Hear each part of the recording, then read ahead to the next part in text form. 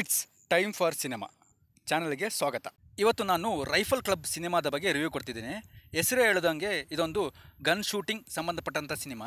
ಆಶಿಕ್ ಅಬು ನಿರ್ದೇಶನದ ಸಿನಿಮಾ ಇದಾಗಿದ್ದು 2024 ಅಲ್ಲಿ ರಿಲೀಸ್ ಆಯಿತು. ಚಿಕ್ಕದಾಗಿ ಕತೆ ಹೇಳ್ಬೇಕಂದ್ರೆ, ಪ್ರೇಮಿಗಳ ಜೀವನದಲ್ಲಿ ನಡೆಯುವ ಆಕಸ್ಮಿಕ ಘಟನೆಯಿಂದ ಏನೆಲ್ಲ ತೊಂದರೆ ಅನುಭವಿಸುತ್ತಾರೆ ಎಂಬುದನ್ನ ಇಟ್ಟುಕೊಂಡು ಸಿನಿಮಾ ತೆಗೆಯಲಾಗಿದೆ. ಮಂಗಳೂರಿನ ದೊಡ್ಡ ಡಾನ್ ದಯಾನಂದ ಬಾರೆ ಅವರಿಗೆ 2 ಮಕ್ಕಳು.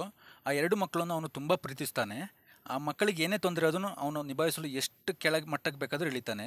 ಅದರಲ್ಲಿ ಒಬ್ಬ ಮಗನು ತನ್ನ ಪ್ರಿಯಸಿ ಜೊತೆ ಮಿಸ್ಬಿಹೇವ್ ಮಾಡಿದಾನಂತ ಬಿಲ್ಡಿಂಗ್ ಮೇಲಿಂದ ತುಳಿದು ನಮ್ಮ ಪ್ರೇಮಿ ಅವನನ್ನು ಸಾಯಿಸಿರ್ತಾನೆ.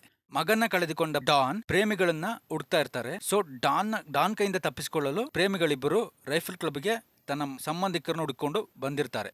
ರೈಫಲ್ ಕ್ಲಬ್ಗೆ ಬಂದ ಪ್ರೇಮಿಗಳನ್ನ ಹುಡ್ಕೊಂಡು ಡಾನ್ನ ಇನ್ನೊಬ್ಬ ಮಗ ಬರ್ತಾನೆ. ಸೊ ಅವನನ್ನು ರೈಫಲ್ ಕ್ಲಬ್ನ ಮೆಂಬರ್ಸ್ಗಳು ಶೂಟ್ ಮಾಡಿ ಕೊಲ್ಲಲು ಯತ್ನಿಸಿರ್ತಾರೆ. ಸಾವು ಬದುಕಿನ ನಡುವೆ ಹೋರಾಡುತ್ತಿದ್ದ ಮಗನನ್ನು ಕಾಪಾಡಲು ಡಾನ್ ಯಾವುದೇ ಆಯುಧಗಳನ್ನು ತೆಗೆಯದೆ ಕಾಪಾಡಲು ಬರ್ತಾನೆ. ಸೊ ಕಾಪಾಡಿಕೊಂಡು ಅವನ ಕರ್ಕೊಂಡು ಹೋಗ್ತಾನೆ. ಆದ್ರೆ ಅವನು ಬದುಕಲ್ಲ. ಡಾನ್ ಎಷ್ಟು ಕ್ರೂರಿ ಅಂದ್ರೆ ಬದುಕದ ಮಗನ ಮೃತದೇಹವನ್ನು ಬೆಟ್ಟದ ಮೇಲಿಂದ ಬಿಸಾಕ್ತಾನೆ. ಇನ್ನು 2 ಮಕ್ಕಳನ್ನು ಕಳೆದುಕೊಂಡ ನಮ್ಮ ಡಾನ್ ಇನ್ ಮುಂದೆ ಏನ್ ಮಾಡ್ತಾನೆ ಅಂತ ನಿಮ್ಮ ಊಹೆಗೆ ಬಿಡ್ತೀನಿ. ನಂತರ ನಡೆಯುವುದು ರೈಫಲ್ ಕ್ಲಬ್ ಮೆಂಬರ್ಗಳು ಹಾಗೂ ದೊಡ್ಡ ಡಾನ್ ಮಧ್ಯೆ ನಡೆಯುವಂತ ಘನಘೋರ ಯುದ್ಧ.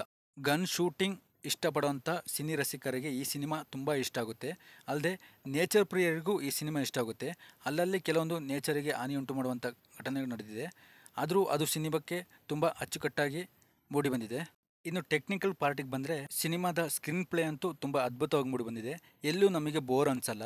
ಅಲ್ಲದೆ ತುಂಬ ಸ್ಮೂತ್ ಆಗಿ ಹೋಗುತ್ತೆ. ಡೈರೆಕ್ಟರ್ ಆಶಿಕ್ ಅಬು ಹಾಲಿವುಡ್ಗೆ ಮೀರಿಸುವಂಥ ಸಿನಿಮಾ ಡೈರೆಕ್ಷನ್ ಮಾಡಿದ್ದಾರೆ. ಇನ್ನು ಸಿನಿಮಾಟೋಗ್ರಫಿ ಅಂತೂ ನೇಚರ್ ಪ್ರಿಯರನ್ನು ಕಣ್ಣು ಮುಚ್ಚಲು ಬಿಡಲ್ಲ.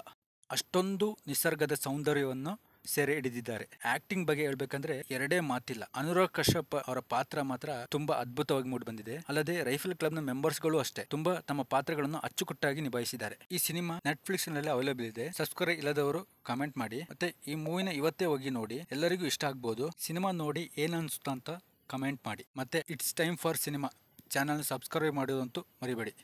ಜೈ ಹಿಂದ್.